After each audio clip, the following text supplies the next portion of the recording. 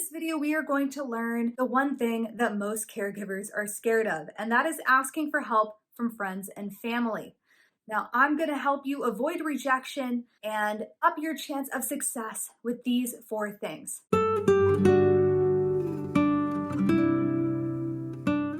The first one is we are going to talk about the few things that you might be doing that might be blocking help. The second thing is we are going to learn how to select the right friend or family member to help you. Third, we are going to match that friend or family member to a task that is right for them, that they are more likely to do.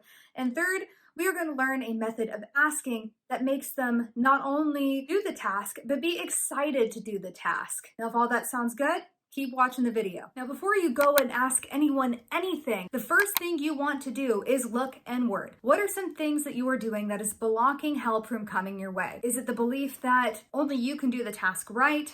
Is it the belief that you are the only one that can do the task, period? Are you constantly turning down help that's being offered to you? Whatever it is, look inward and figure out how you can open yourself up to help. Second thing is you want to pick the right friends and family. So what I mean by this is if you have a friend or family member that has offered you help, great candidate. If you have a friend or family member that is very responsible, that tends to follow through on what they're going to say, someone who is also very committed to your loved one, then they are a great candidate.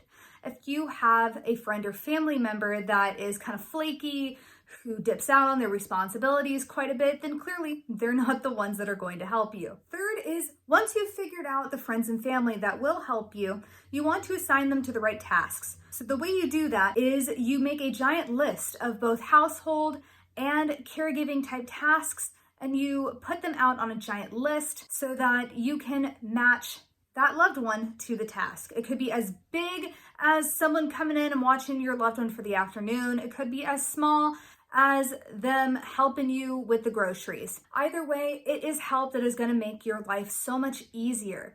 And ideally, what you want to do is you want to look at the specific people that you've chosen and think about what are they good at? What are their skill sets? What do they like doing? And I know this is a little bit extra work, but I promise you it'll pay off in the end. If you're scared of things like rejection or them automatically turning you down, it will pay off in the long term, trust me. So the last step is actually asking them for the help. So if there's someone who's offered, this conversation becomes very, very easy.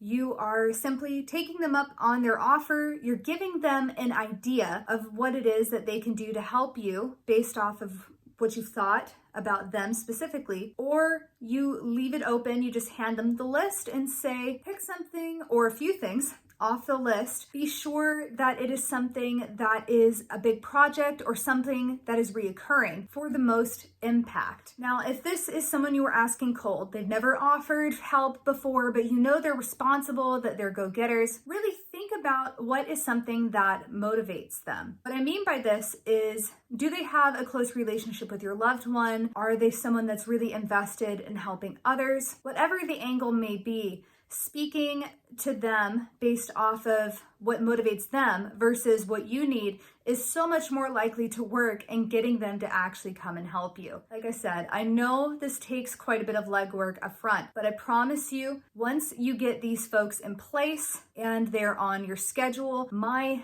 goodness, life becomes so much easier, friends. I'm going to link also in the description box below some digital schedulers that are made specifically for caregivers that are for free. So once you get to the last stage, you can just start plugging them in. And before you know it, you've got extra free help, which is something I'm sure we can all use. If you enjoyed this video, be sure to check out some of my freebies down below. I have a quick cheat sheet checklist of some free sources of help that often go unnoticed or overlooked by most caregivers.